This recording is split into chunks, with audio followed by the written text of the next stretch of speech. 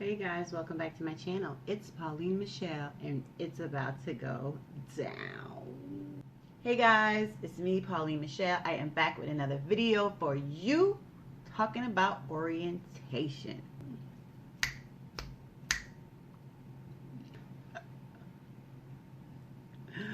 I know it's not that serious, but a girl is about to get off orientation. I am in week 9 of my orientation on the cardiac clinical floor at my hospital. And I'm going to tell you guys something. It is the best. So I am about to be off orientation and I'm feeling some type of way of excitement. And I'm going to tell you guys, orientation has been not hard at all. It's been easy, but it's been quite trying because I've had more than one preceptor. I have a primary preceptor and then I have a backup preceptor because scheduling does not always work out the way you want it to be. So you're having to change your schedule. You can't work your preceptor's schedule.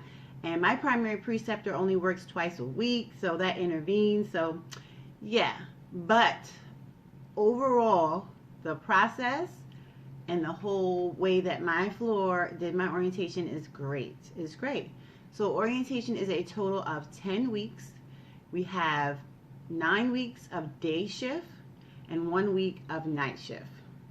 Me personally would like to be primarily a night shift nurse, but there are a lot of pre and post procedures in general that we do on my floor that I need to know how to do. So that is why the day shift orientation is longer. So it's been quite trying for me to do the day shift because I'm so used to the night shift life. So day shift is what it is. But I have really been enjoying it. I've learned how to do all pre-post cardiac procedures. My floor is a cardiac intermediate care step down floor. We also get overflow for hospitalist patients and things like that. So I've had some med-surg patients. I am not fond of med-surg patients, I must say. But nevertheless, that is my charge. So I have learned on my floor how to pre and post heart caths, left and right heart caths, TR bands. I've learned how to post ablations. I've learned how to do CTOs. I've learned how to use stopcocks, remove stopcocks, pull sheaths, which I cannot pull sheaths on my floor yet because I have not taken the ACLS course, which I will take in October. Yeah, so, and there's some other things. There's so many other things. We get like just a lot of CHF patients that has NSTEMIs. Yeah, we get all of that. We get people from the ICU afterwards. You know, they're ready to go home pretty much. So we get them. You know, so it's just a variety of patients that we're seeing and doing a lot of diuresing, infusion, things like that. So it's been a journey. I have learned a lot. I have done a lot. It has been a great experience in orientation. The only thing I wouldn't like about, I would say, is like a downside for me for orientation is, you know, sometimes your preceptor wants to push their views on you and wants you to do what they would do. You know, we're different people. We have different personalities. You know, I work at a teaching hospital. So in June, first year residents came out and, you know, I pretty much, no, I'm sorry, July. The first week in July, first year residents came out and had just started on the floor. So my preceptor, one of my preceptors said a lot of things like, oh, they don't know what they don't know. You have to help them. But I don't know either. You know, I am a new nurse. I am just learning. So it was a little trying for me because I am not a pushy person. I am not trying to bully anybody. and tell anybody what to do, but I am here to advocate for my patient. So that is the most of anything that I want to do, is advocate for my patient.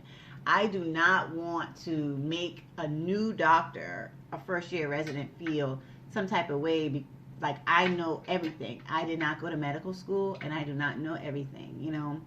But if they are trying to do something and my patient cannot tolerate it, I will make them aware, because I'm sure there are options. There are options to administration. So, yeah. But overall, the orientation process has been nice. I am ready to be on my own. They had been saying that since week 3 that I was ready. You know, I felt like I knew a lot because I had a lot of clinical time in school, but I didn't feel like I was ready to be on my own. I had not seen everything and still have not seen everything as of today.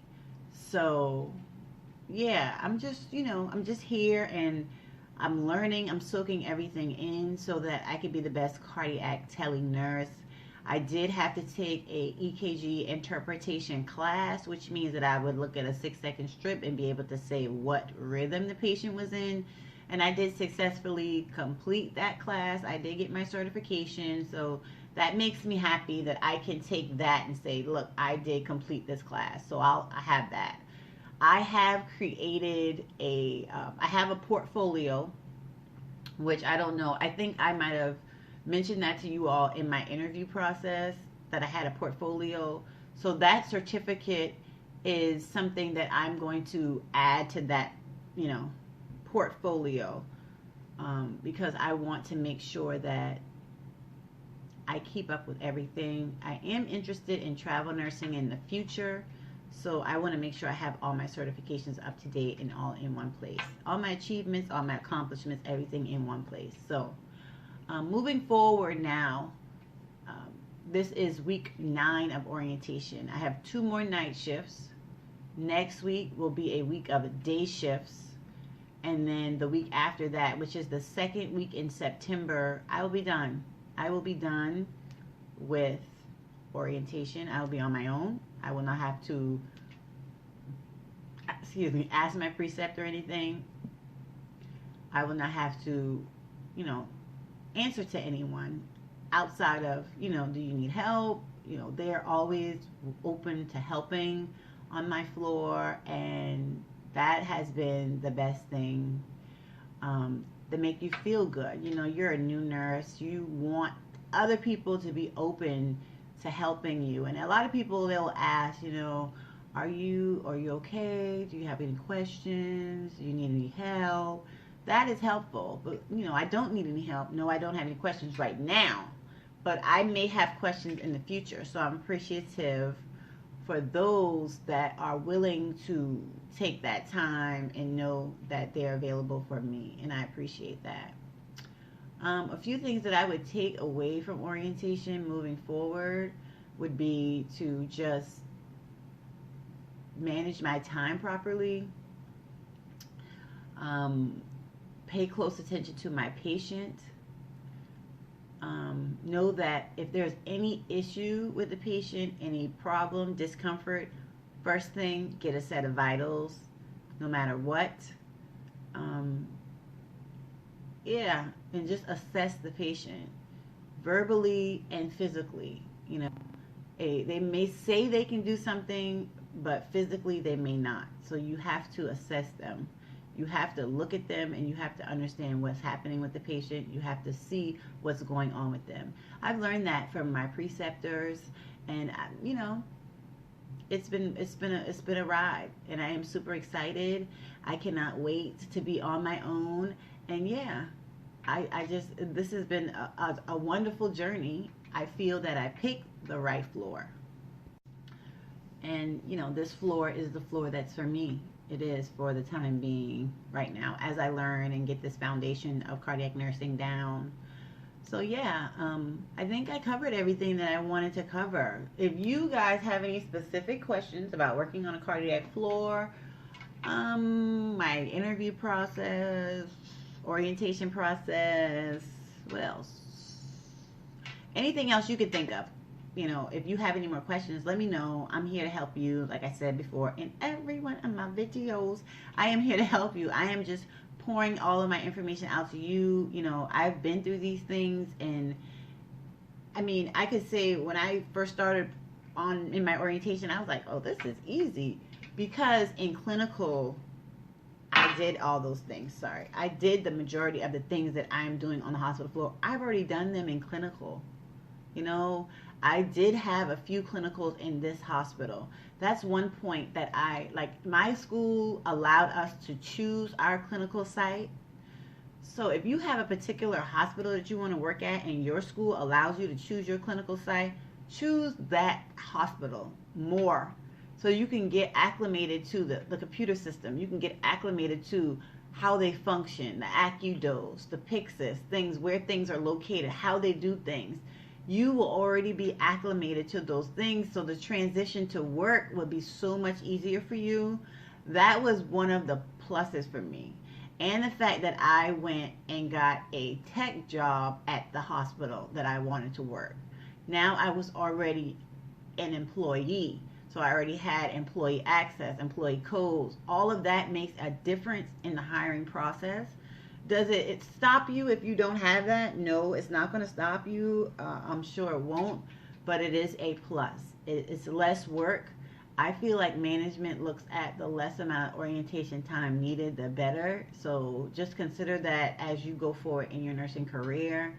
But like I said, that's everything I have today for you guys. If you have questions, shoot them down below. I am open to answering them for you. And thank you. If you're not subscribed and you want to see more about nursing, more about planning, more about just my lifestyle, make sure that you hit that subscribe button. Click those notification bells so that you'll know when I make another video. Thank you guys for watching, and I will see you in the next one. Peace.